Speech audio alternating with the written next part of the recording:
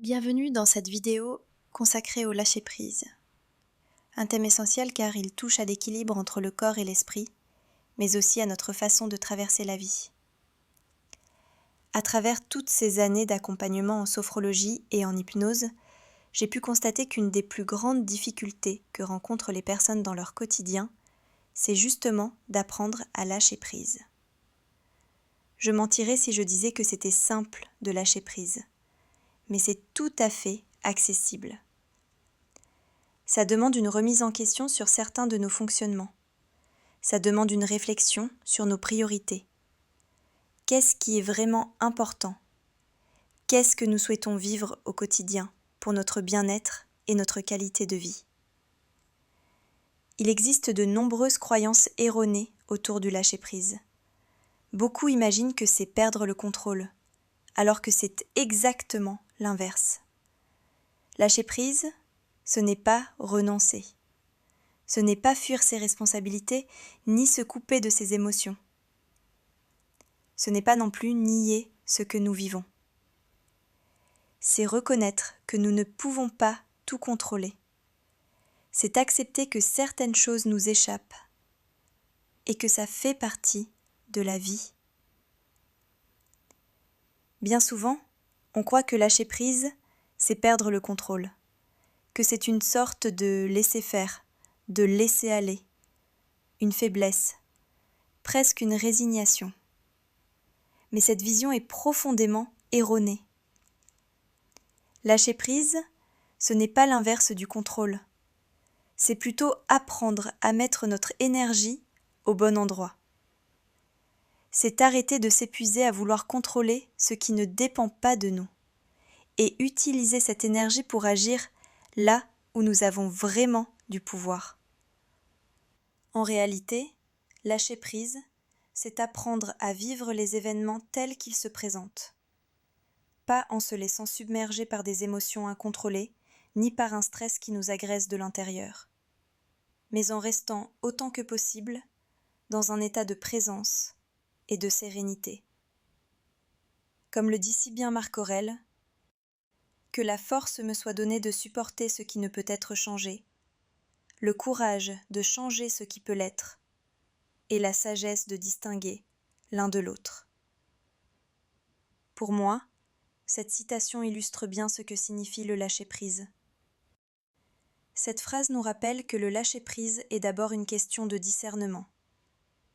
Il y a des situations que nous pouvons transformer, et c'est notre responsabilité d'agir. Mais il en existe d'autres qui ne dépendent pas de nous. Dans ces moments-là, s'obstiner à lutter ne fait qu'ajouter de la souffrance à la difficulté. Lâcher prise, c'est donc savoir reconnaître ce qui est entre nos mains et ce qui ne l'est pas. C'est avoir la lucidité de ne pas gaspiller notre énergie dans une bataille impossible et la force d'investir cette énergie là où elle peut vraiment changer les choses. Notre esprit cherche en permanence à comprendre, à anticiper, à se protéger, mais trop souvent il s'accroche aux souvenirs douloureux, aux attentes irréalistes, aux peurs de l'avenir. Ce besoin de tout maîtriser crée du stress, de l'anxiété, et finit par nous enfermer dans une lutte permanente. Pour expliquer simplement ce phénomène, notre cerveau est composé de 3 parties distinctes qui travaillent ensemble. La première s'occupe de notre survie. C'est elle qui nous fait réagir vite en cas de danger. La deuxième gère nos émotions et nos souvenirs. Et la troisième nous permet de réfléchir et de prendre des décisions. Le problème, c'est que face à quelque chose d'incertain, c'est souvent la première partie qui prend le dessus. Elle croit qu'il y a un danger et met notre corps en alerte, même quand tout va bien en réalité. Apprendre à lâcher prise, c'est éduquer ce mental. C'est choisir de ne plus être prisonnier de nos pensées automatiques et de retrouver notre pouvoir de choix face à nos réactions. Le corps nous parle. On peut le considérer comme un miroir. Lorsque nous résistons intérieurement, il se crispe. Les épaules se tendent. La respiration devient courte. Le sommeil se fragilise. Cette tension physique n'est pas anodine. Elle maintient notre système nerveux en état d'hypervigilance. Ça peut affecter entre autres notre immunité, notre digestion, notre capacité de concentration, ainsi que d'autres fonctions de notre organisme. À l'inverse, quand nous relâchons, quand nous acceptons de traverser l'instant tel qu'il est, le corps retrouve sa fluidité. Le souffle s'apaise, les muscles se détendent, le cœur se stabilise. Le système nerveux parasympathique reprend le dessus, permettant la régénération et l'équilibre. Le corps et le mental sont indissociables. Ce que l'un retient, l'autre le manifeste. Quand l'un se libère, l'autre retrouve sa fluidité.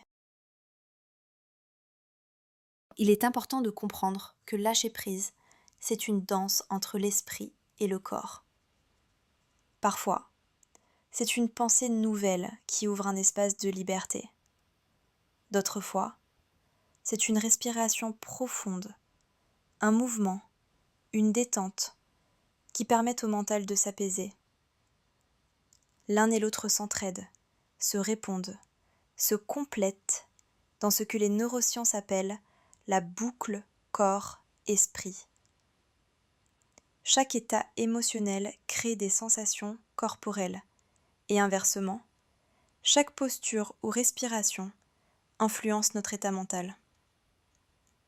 Voyons maintenant ce que nous apporte concrètement le lâcher-prise.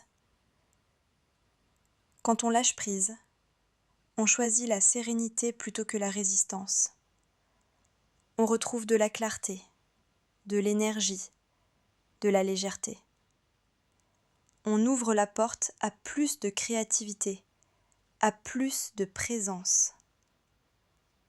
Sur le plan neurobiologique, ce relâchement permet à notre cortex préfrontal, le siège de notre intelligence émotionnelle et de notre créativité, de mieux fonctionner. Libéré du stress, notre cerveau peut enfin accéder à ses pleines capacités. C'est comme déposer un sac trop lourd que l'on portait depuis longtemps. À l'inverse, regardons ce qui se passe quand nous ne parvenons pas à lâcher prise. Ne pas lâcher prise, c'est se laisser enfermer par nos propres résistances. Ça peut se traduire par le fait de vivre avec la peur du futur et la rancune du passé, sans jamais goûter pleinement le présent. Ce refus de lâcher prise, s'il s'inscrit dans la durée, peut conduire au burn-out, aux troubles anxieux et même affecter notre santé cardiovasculaire. Notre cerveau, constamment en mode alerte, perd sa flexibilité et sa capacité d'adaptation. En résumé, quand nous ne lâchons pas prise, nous nous retrouvons pris dans un cercle vicieux. Tension physique, mentale en suractivité, émotions qui s'emballent, sommeil perturbé, relations qui se dégradent.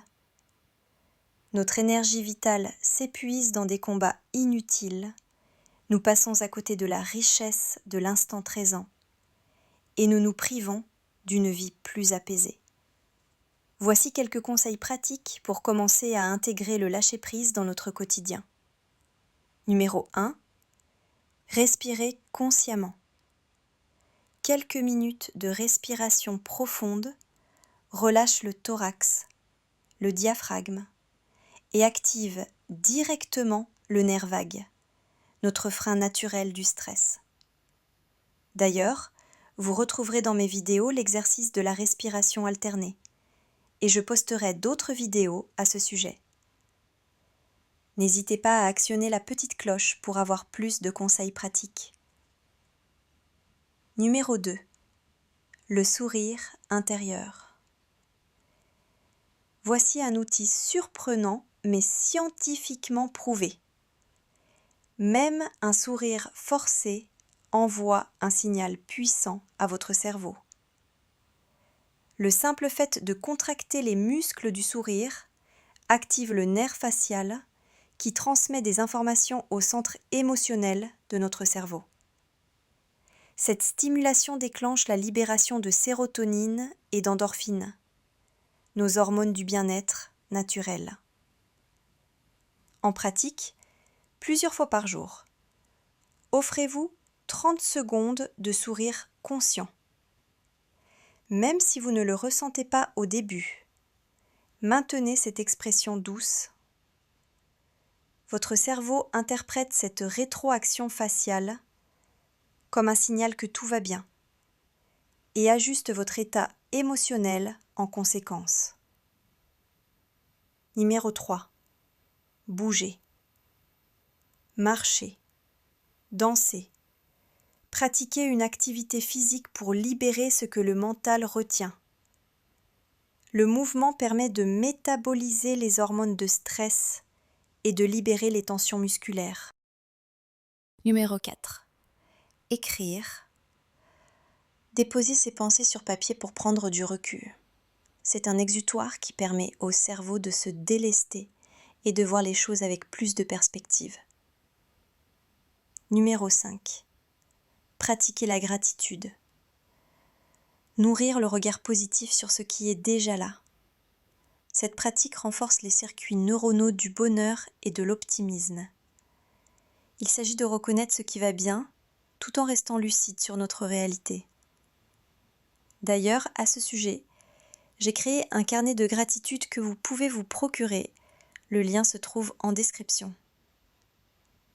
Numéro 6. Revenir à l'instant présent. Observer, écouter, ressentir, sans juger, sans analyser. Cette pratique renforce notre capacité à accueillir nos émotions sans nous laisser déborder. Numéro 7. La technique de l'acceptation consciente. Face à une situation difficile, posez-vous ces questions. Et si j'acceptais cette situation telle qu'elle est, que se passerait-il ? Est-ce que j'y gagne quelque chose ? Est-ce que je perds quelque chose ? Cette réflexion vous invite à évaluer honnêtement ce que vous coûte votre résistance et ce que pourrait vous apporter l'acceptation. Parfois, nous découvrons que lutter contre une réalité nous épuise, plus que la situation elle-même. Cette approche ne signifie pas subir passivement, mais plutôt choisir consciemment où investir notre énergie. Numéro 8. Faire le point sur ce qui dépend de nous.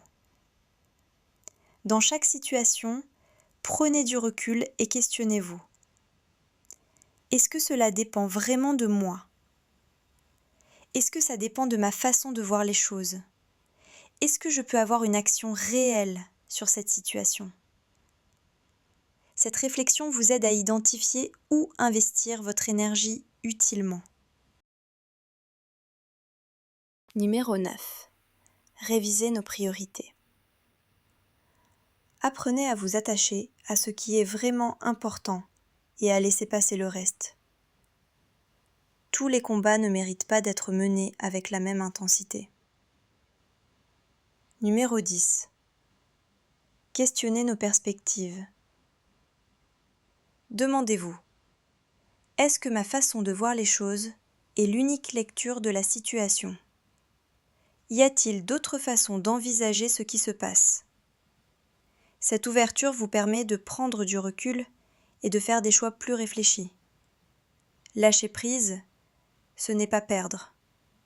C'est se libérer. C'est choisir d'habiter pleinement sa vie, quels que soient les événements. C'est accueillir ce qui est, sans se laisser écraser par lui.